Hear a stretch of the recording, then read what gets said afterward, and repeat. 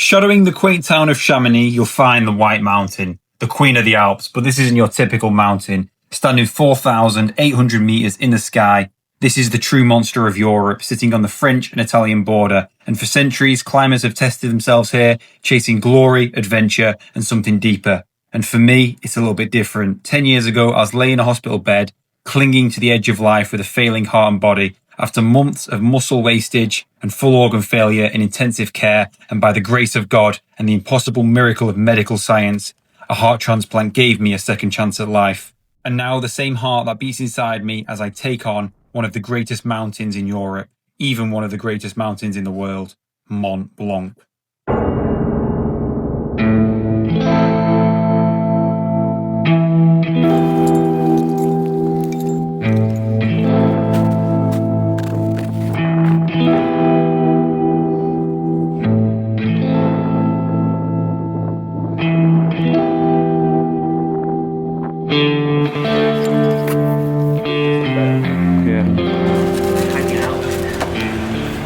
Okay guys, with what I hope was a pretty dramatic intro done, we are in the town of Chamonix today. I am absolutely knackered, man.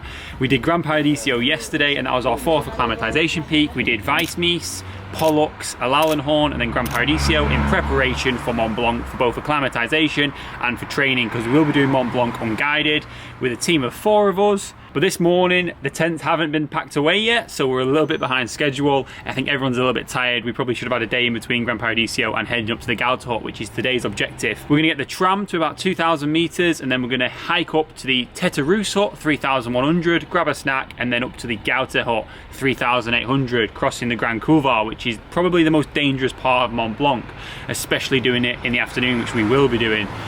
So we're a little bit behind schedule, so let's get cracking. You can see the start of the glacier from here, and it's very intimidating, especially because we found out that one of the trains that takes you to 2,350 meters is shut. So we're gonna have to do another 300 meters of gain, which is like, today's gonna be like 2,000 meters of gain in very hot conditions. That's the bag all packed up, boots on the outside, Scarpa B2s. I did do a video breaking down everything that I'm taking to climb Mont Blanc, so that's my last video I posted, I think, so go check that out if you haven't already, or watch it after this video. But yeah, bags packed, ice axe poles, sleeping bag liner, crampons, everything we're going to need, man. It's all packed, food, ready to go. Let's get these vans boxed up and let's get to Saint-Gervais.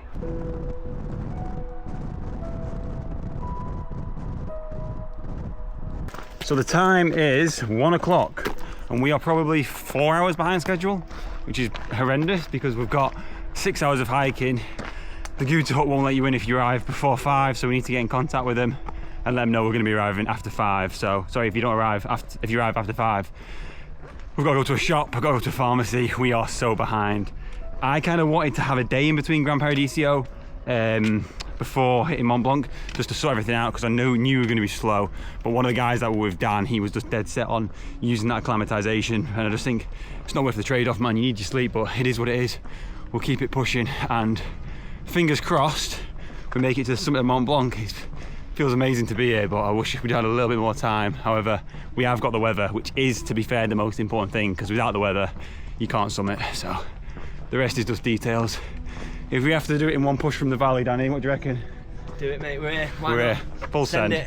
Full send. We've got nothing after this, so we can run our bodies into the ground relatively safely, you know, relatively safely.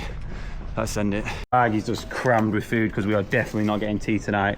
But I have just rang the Gauta and it said we can check in at like any time before 9, so we should make that, which is good of them.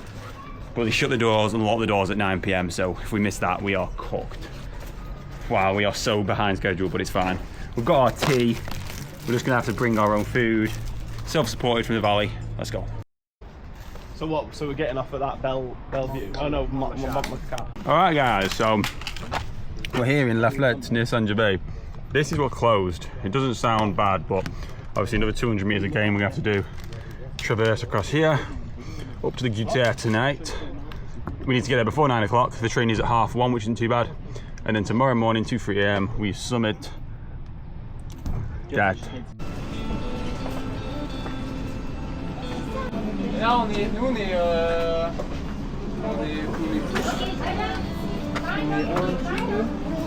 Bonjour.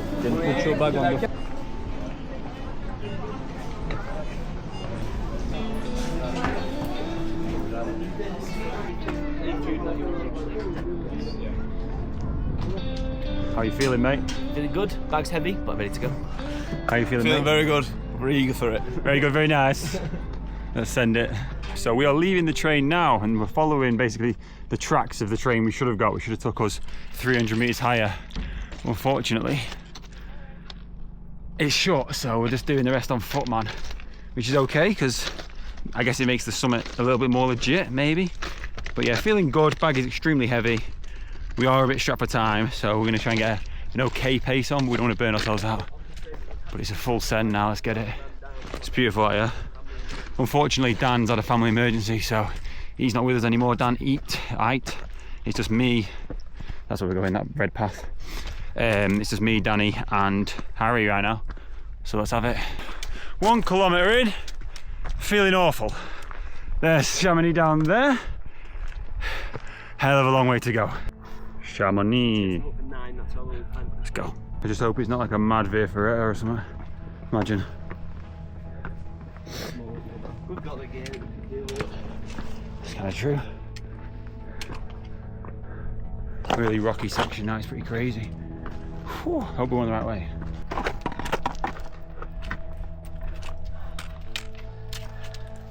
So just stopped off for a little rest, bit of food, took biscuits. We're heading up this chain path now, which looks pretty sketchy, following the yellow route. So because we're getting into the rocks now and into the cloud, big risk of falling, so helmets are going to be going on. Let's get these helmets on, man. This path is crazy, man. Helmets on. We've had a few little rocks roll, but no crazy rock fall yet. We'll save that for the Grand Couloir, which is in between the Tête Rousse and Gauthot. And for those that don't know, it's one of the most dangerous sections of Mont Blanc with constant rockfall, estimated to be every 30 seconds. And some rocks are bigger than people.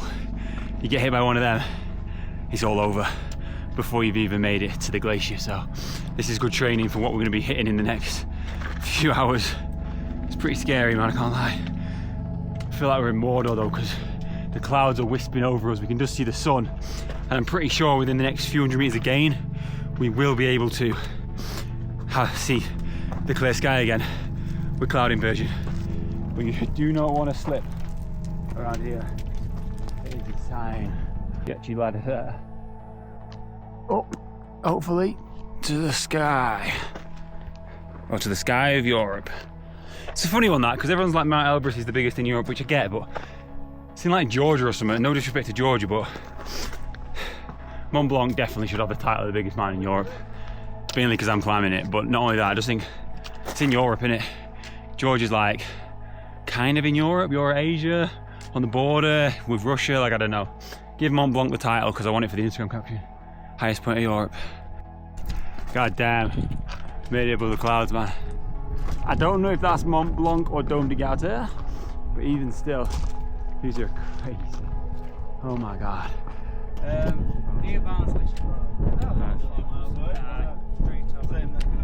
5k in now and only a kilometre away from the Tête Rousse hut, our first checkpoint. Tête Rousse hut, Grand Couloir, and then the Gauthot hut. They're the 3 main checkpoints today. Lads are coming up now. I set off a little bit early for them. We are 5 kilometres in and we've just touched 3,000 metres again, which is crazy to think. Right now we are 300 metres higher than the hut for Gran Paradiso, and we're not even at the lower hut on Mont Blanc. It truly is a beast. 140 metres of gain to go till we get to the Tête Rousse hut, where we might stop off for a Coke and a Mars bar, 15-minute stop, and push on. Estimated time at the Gauthot, 7:30 to 8 o'clock. They lock the doors at 9, as I've probably already said. The doors get locked at 9, so if we don't make it, we are sleeping on the glacier, baby. Which shouldn't be possible. We'd have to come down and try and stay at the Tête Rousse or something, I don't know.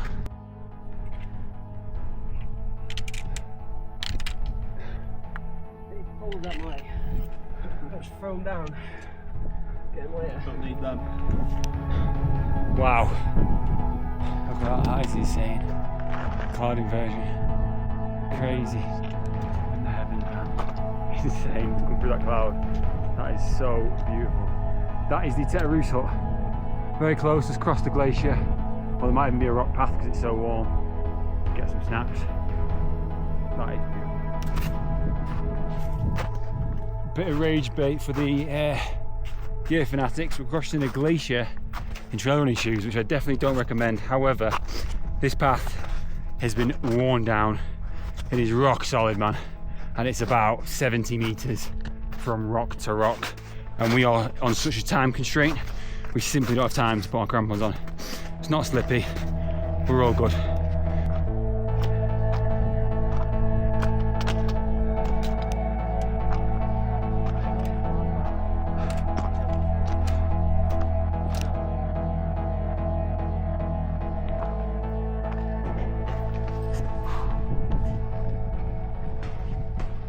Only about 5-10 minutes here and then we need to get off. 3,167, man. The Hut Teterus and then the Dome de Gouda up there. But don't get it twisted, that is a long way. It looks close, but it ain't. See what the crack is in here. I love these huts.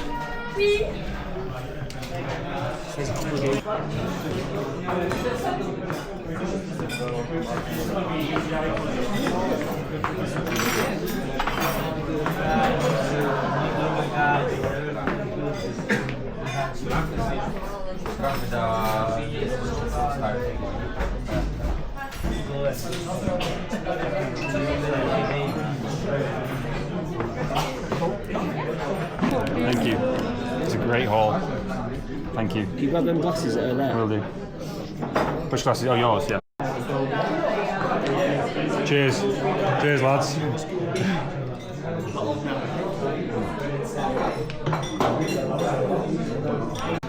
Okay, so the most sketchy part, or one of the most sketchy parts, is the Grand Couleur. So looking on map, we only have 1.5 kilometers to the Gouda hut, but we have 700 meters of gain, which is crazy. So the crossing is there. The Grand Couloir is like a gully, and the rockfall is crazy. So it is gonna be what it is gonna be. Unfortunately, with it being warm, we're gonna see a lot of rockfall, so we need to get across that. I'm not concerned because it kind of is what it is, and it's only a short section. You can get across it in like a minute or two, or even less. We've got a lot of game. So Mars bars, bounties, €44 as you saw at the bar for a bottle of water and some chocolate, but is what it is. When in France, the France huts are a lot more expensive than the Italian huts, so bear that in mind if you want to do something like this, or just pack all the stuff you need, which we don't do. We set a 15-minute timer, and then we've got to go, man. Like, you know, not taking our helmets or bags off, some of us. I really want to chill here, and part of me wished I bought this refuge, but unfortunately we are pushing on to the Gouda. Another 650 meters of gain. ETA now is 8:15, which is pretty worrying, to be fair, because we're getting very close to that 9 o'clock cut-off. We've got to cross the Grand Couloir, and it's very steep. So there goes the timer. Let's go. Come on. So this is Camping de Teterus. If you can't afford the Fugio and you fancy carrying a tent up here, this is probably the place to go. Bit of snow. Coming up to the Grand Couloir now. You can see it. It's just that light bit, and the most dangerous part of our trek, or one of the most dangerous.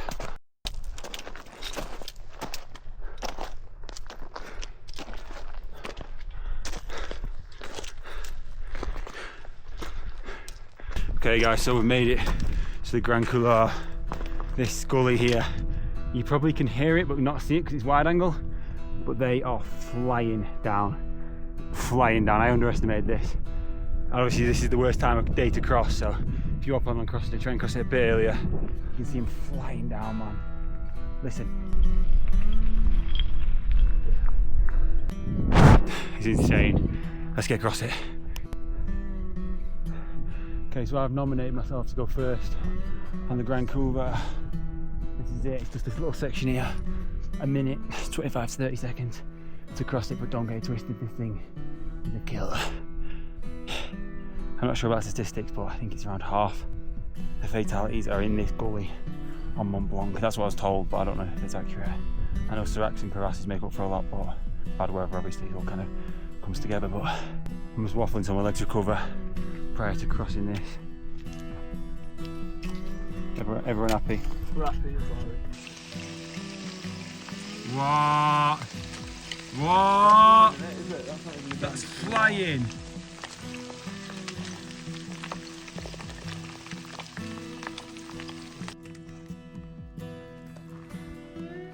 You're good. A little bit behind you, but you just missed it. Well played.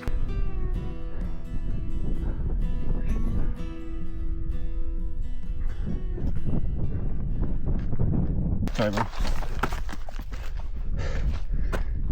7 kilometers in. There is the hut.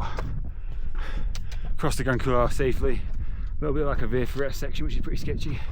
Cross that safely. 400 meters again to go. The hut shuts in an hour and a half. Let's go.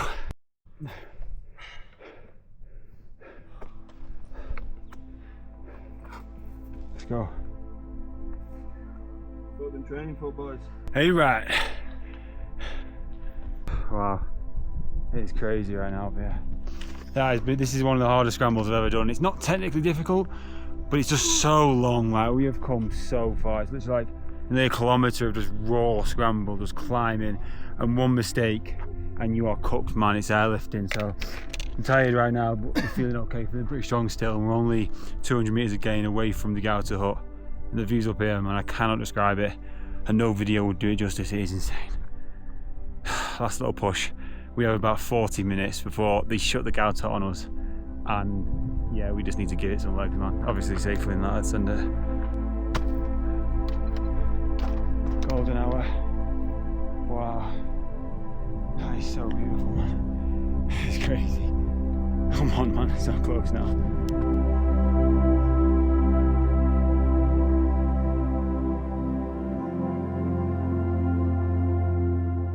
The sun has set. We've got 20 minutes. Sunset. Dome de Gauter, the Gauter hut, and then the other Gauter hut. Let's climb up, baby. Film my drive. Oh. Oh. Come on. Oh. In shorts too. Crazy. Shout out Withershire Hospital.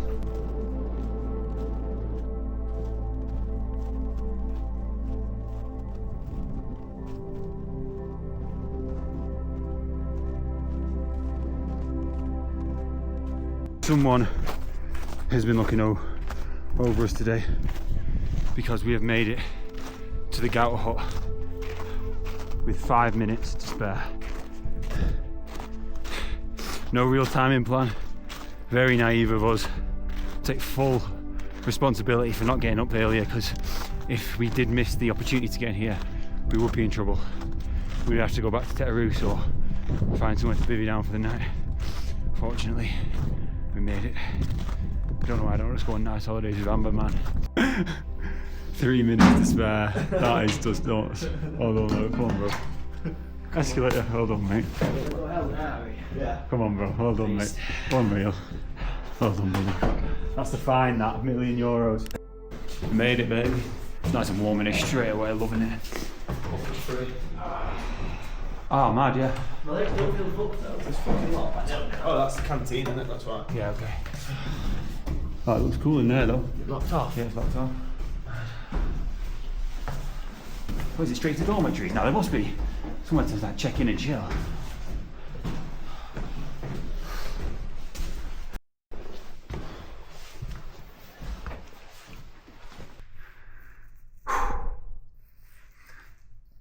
So we made it to the Gauter hut, 3,800 metres above sea level. That was very tough, but we did okay. And I think if we didn't have the time restriction, it would have been a bit more enjoyable and a lot easier.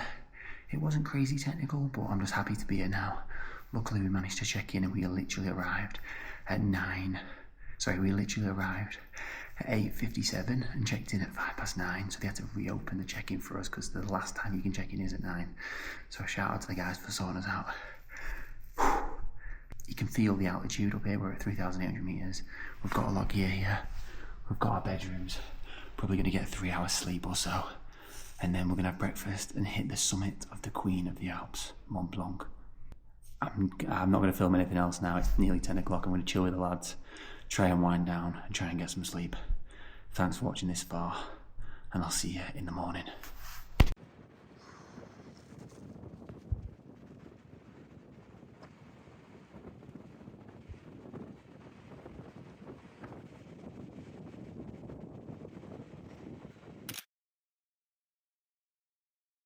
Good morning, guys. 3:30. Just got some breakfast and that. Oh god, I feel awful.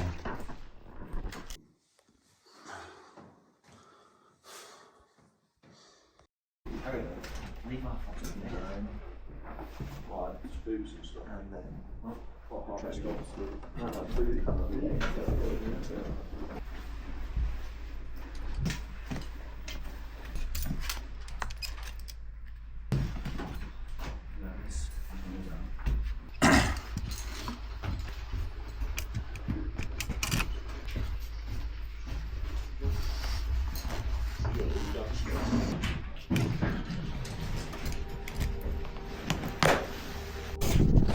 Okay, so we're off now. 5 in the morning. It's quite windy. Feeling good. Feeling strong. Yeah, that'd be cool.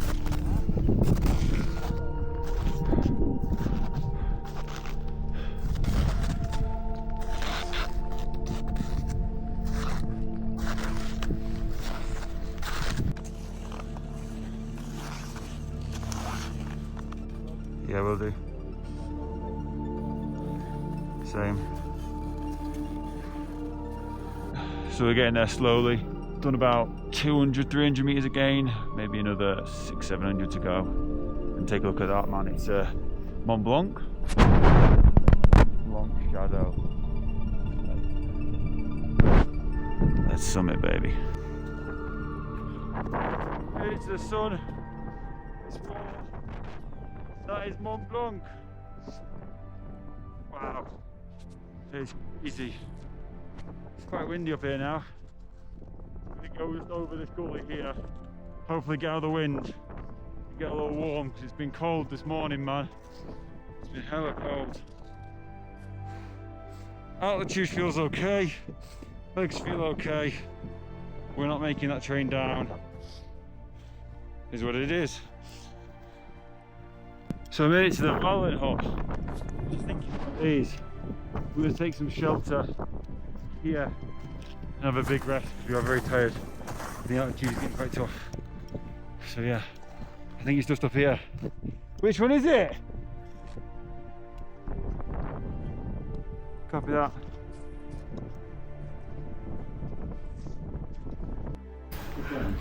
Just come in this little hut for a bit of shelter. Leaving now. The Valen hut, another one of our checkpoints.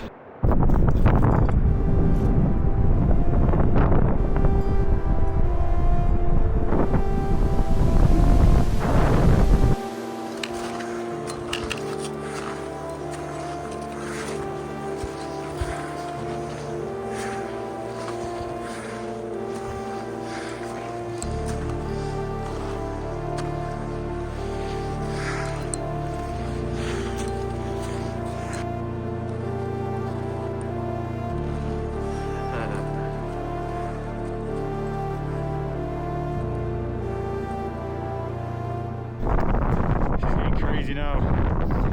Woo.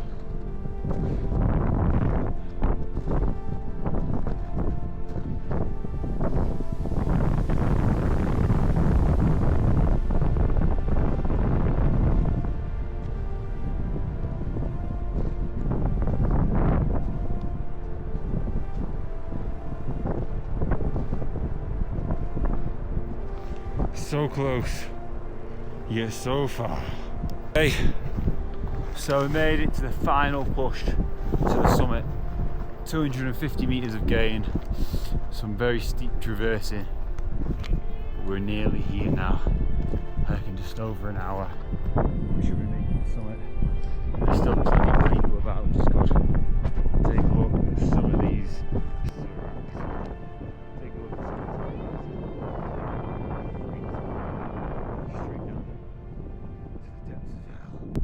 Camera away, let's lock in.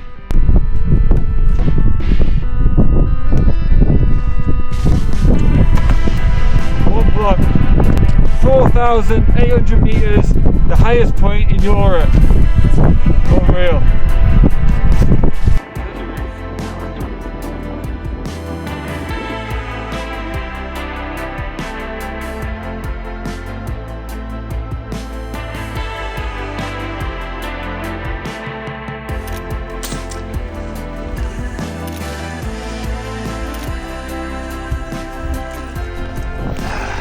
So, made it to the summit of Mont Blanc, 4,806.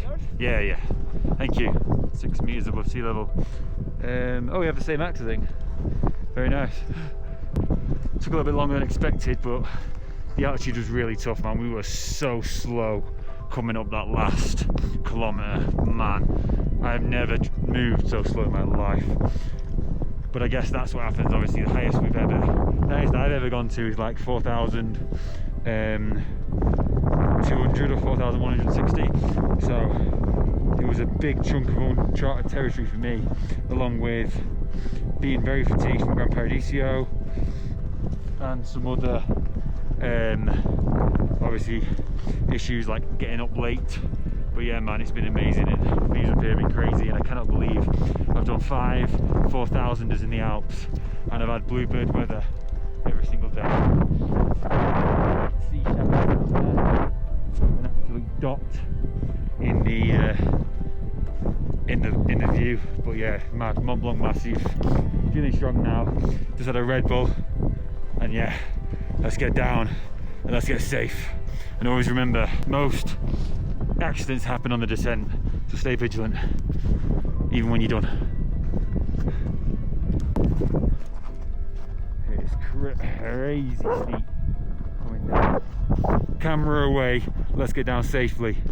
Made it back to the Valen hut. We are probably about an hour away from the Gouda hut. It's like 2 o'clock now, man. We have missed that train no matter what.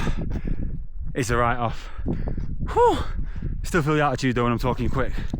So it's going to be a walk down to the valley, or if we're knackered at Tetarus, try and bunk in with them boys. But fingers crossed we can get back down to the valley. Just walk it. But it's a hell of a long way down without the train, which shuts at 5. It's our fault. We've been on the back foot for the last 2 days, but a successful summit is a successful summit, and I'm so happy with that, man. Very tough, a little bit harder than I was expecting. I was expecting it to be hard, but that was probably a little bit harder than I expected. But yeah, a successful summit isn't successful till we're down safe. So let's somehow get down to either the Tetarus or the valley before it goes dark. So we've had an executive decision to head down to the valley, which is going to be so heavy. It's like 15 kilometers and 3,000 meters of descent, and it's so sketchy.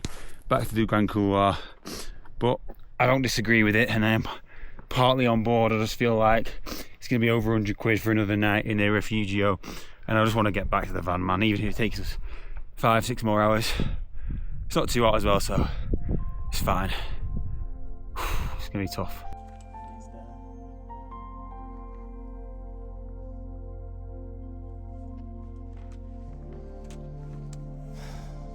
That's Chamonix, isn't it? Yeah.